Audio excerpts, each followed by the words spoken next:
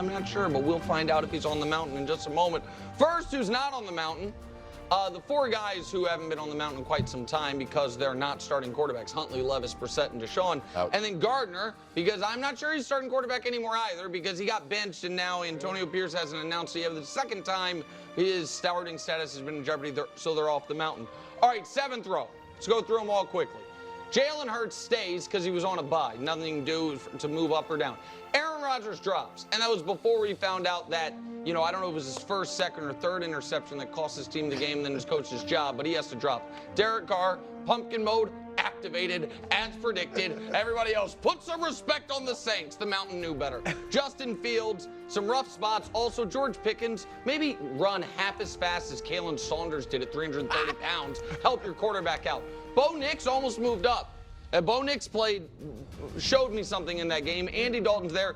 Anthony Richardson didn't play, so he didn't move off. But like we said, what about Flacco? Row 6. You're gonna see. All right, Jordan Love. Listen, he's better than this.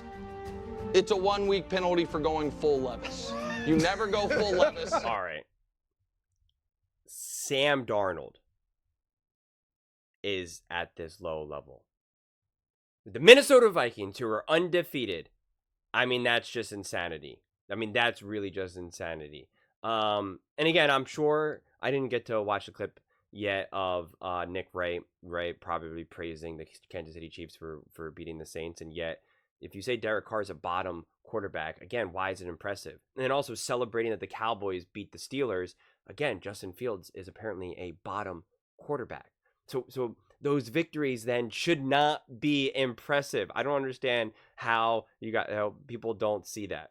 To think that Jordan Love and Brock Purdy, and Sam Darnold for that matter, are on the same level as Daniel Jones is absurd. And honestly, put some respect on Flacco. Flacco absolutely balled out.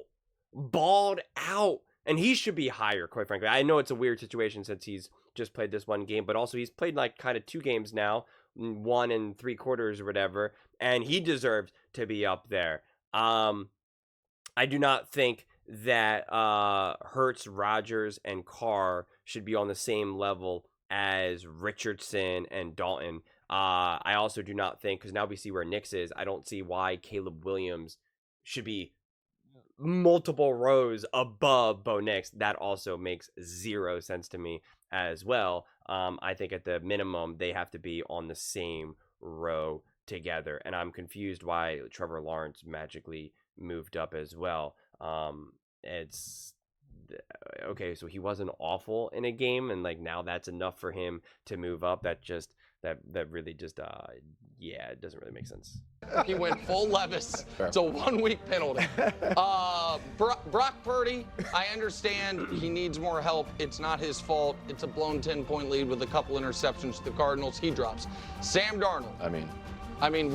We're watching, buddy. We're watching. You hear what he just said about Brock Purdy? You guys, people ripped me in the comments when I talked about how Nick was being negative towards Purdy and blamed him for a loss. And you guys tried to say, no, he didn't. I said, you have to listen to what he's saying. He blamed Brock Purdy. And now every single time he brings up the 49ers or Brock Purdy, he leans into a dig. Every single time. And yet you guys tried to come at me and say, he was defending Purdy. He actually said Purdy wasn't the reason to blame. And yet every 5 seconds, he finds a way to blame Purdy. Yeah, that's what I thought. Pumpkin mode. Trevor Lawrence, nobody saw it, but I did. It was in the quad box. 37 points, 4 touchdowns, and now back-to-back games in London. One of them against the Patriots. He wrote him off. He didn't write back. Joe Flacco. Shout out old man Flacco. Just out here chucking it. And Greg. Yeah. Daniel Jones. Yeah. I'm ready to say it. Top 10 quarterback in the NFC. All right, now, 5th row. 2 mountain favorites. Geno and Matt Stafford both have to drop a bit. Caleb Williams. Heroic climb back up the mountain. That spot right there, middle, is where he made his mountain debut as a college sophomore. High school. And he could have been a high schooler. Kyler Murray moves up the mountain, gets a Call of Duty endorsement, beats Brock Purdy. It's all coming up. Kyler, Herbert had the week off. 4th row. It felt like a while ago, but Kirk Cousins did throw for 500 yards in his last football game, so he moves up. And Goff stay where they're at. Dak, you know, How does Dak 3 move picks, rough game, and then saved it and really saved the Cowboys from a week of media mayhem. Guys, think about this. Cousins throws for over 500 yards. Jared Goff has a perfect game and catches a touchdown. And Dak moves up and is on the same level as those quarterbacks. I mean, that's hilarious. Dak turned the ball over not once, not twice, but 3 times. A 3 turnover game, and yet he's somehow able to move up. Now, again, Jalen Hurts, especially versus the Packers, week 1, he turned the ball over at the end of the game, found a way to win that game and ice it, and yet he didn't move. It just doesn't make. Sam Darnold been balling out. He doesn't move. He goes down, right? Like it really doesn't make sense at all. Goff should have been hired in the first place just from last week into this week. Cousins, to think that Cousins and Dak, put it this way, Cousins and Dak were, I guess, technically on the same level last week. And Cousins throws for 500, and I think it was 509, 507 yards in an insane game. Whereas Dak has 3 turnovers, and they both rise to the same level. That is the definition of insanity. That just makes no sense. Moves up the mountain. 3rd row. Stroud stays. Jaden slips just a bit. We were on a bit of a Jaden sugar. He didn't play poorly, but he slipped just a bit. Here's the thing. Josh Allen's play this past week deserves to drop. I don't feel comfortable having any of the people beneath him above him unless he has that level game. The guy completed. I understand. You've gone too far. No, I'm just telling you. I don't know what you want. You want me to have Kirk? It's one of the worst games in NFL history. It was a bad game. It was a bad game. It was one of the worst games in NFL history. He's on. I understand, but I also feel like it's too rich. It's a rich tapestry, and I feel like he might have, got his bell rung, and whatever it is, he's staying where he is. 2nd row. Lamar and Joe Burrow side by side. Joe Burrow moves up. Joe Burrow was great. Joe Burrow was great, and the mountain, I remind you, America, is not left to right. So am I saying Lamar's better than Burrow? Not necessarily. However, they are on the same level of the mountain, and at the top of the mountain is Patrick Mahomes. Because it's his mountain, his team hasn't lost in a year, and they're going to win the Super Bowl again. Greg Jennings, go ahead. I actually really like the mountain. Thank you. It's very challenging to find anything wrong with it. I'm not gonna say find anything wrong with it because I'm sure my 2 gentlemen over across from us are gonna have some things to say, as will I. But what I will say is I will go right in the center of that mountain and circle Caleb Williams. Moving him up? It's not even that I'm moving him up yet. I don't want to move him up yet, but trust and believe Caleb Williams is on his way up because he's found his footing. Like, he's definitely found his footing. In these next couple of weeks, this is his performance in the last 3 games. When you look at where he started to where he has been in these last 3 games, completion percentage up there close to 70%, passing yards close to 300. Like, we're seeing some things in Caleb that we were hoping to see at the beginning of the season. And now when you start to connect with the guy that goes. Well, the last 3 games are the beginning of the season, right? Like, so it just wasn't those first 2 games. Like, we're seeing it now, starting on the 3rd game, 4th game, and 5th game. Goes down the field, and DJ Moore, we saw the 20-plus yards completions, 11, and you have the Jags coming up. You have a bye week. After the bye week, I am telling you right now, if all things continue to trend in the right direction, this week, week 6 against the Jags, which I expect it to, Caleb Williams will be in that top 10, top 8. Yeah, well, and look at the next 3 defenses. Okay. Don't get upset. Look, the Jags' pass defense, brutal. Washington's pass defense, brutal. Arizona's pass defense, brutal. Well, do it against a good team. I was going to say the Wilds. It was the Carolina Panthers, for goodness sake. Okay, well, some smart people who picked the Bears to have a very good season, maybe even reach Super Bowl, it was based on the fact that they had a very soft opening 10 weeks while Caleb was getting his footing, and that is exactly what's happening. Yes. Drew, go ahead. All right, I found something wrong with it. Brock Purdy. Thank you. Oh, my God. I mean, having Brock so low, is Purdy, I'm waiting for my little headline. Yeah, it's a punt. I guess it's not coming. Purdy crazy, having Brock so low. Now, look, It's not worth I'm putting Brock Look, Matthew Stafford, I'm putting Brock ahead of him. What? Caleb, Herbert, Goff, You're putting- and Dak right now. Wow. Brock, I don't blame that. Greg said it yesterday. Brock Purdy had no kicker. Kickers are important. Was the the team kicker knows knocking you're his going passes for it. down? His man Jordan Mason fumbled at the 4-yard line. They could have went ahead and sealed the deal. He's still leading the league in yards per attempt. He's still throwing great passes of 20 and 30 air yards down the field. So Brock should be up there. And I know Nick and I've talked about it too, his red zone efficiency. It's not all on him, all on the quarterback, but still, 29th in red zone efficiency is what the Niners are. Yeah. Guess who's 30th? The Chiefs. The Chiefs with Yeah. Patrick Mahomes. So Yeah, but it's luckily, not all on the it's- quarterback. No, that we know that because Patrick Mahomes is the best in the league, and he's 30th. Yep. Purdy is 29th. Okay, I don't really care about the red zone efficiency as much as I care about the fact that he throws interceptions and they blow 10-point leads. He's Or he got- misses Patrick Mahomes has more interceptions than Brock Purdy. Two a fewer wide interceptions open, than no, Patrick but I'm Mahomes. There you go. He's right. got 4. He's But- got a better TD to interception ratio than more than I get half all of the guys that. ahead of him. He also has more blown double-digit leads in part because of his mistakes than almost all the guys ahead I of him. wouldn't- Misses Brandon Ayuk wide open. I tried to let it go. I can't. It's seared into my memory. 2 interceptions against the Cardinals. All of a sudden, they're 2-3. Where the Niners, they got all the Avengers but one. The difference is that the Chiefs defense is significantly better than the 49ers, which is why they're 5-0 and the 49ers are not. It's not on Brock Purdy. You can't blame Brock Purdy. And again, this is what's always funny. We want to use stats to prove our point. Brew, well done, uses the stats and says the Chiefs have a worse red zone efficiency. Then Nick goes, no. But Purdy turns the ball over too much. And he's like, he literally has less turnovers than Patrick Mahomes. And he goes, no. He turns the ball over at bad moments in the game. Like, what are you talking about? What are you talking about? That's why stats are not everything. Too funny. They've too funny. got- He's Good old an Brew. Avenger. Oh, he's an event. Well, then why are they 2-3? You just became Then why an are they Avenger. 2-3? Just returned to be an Avenger. Okay. You know that, Greg.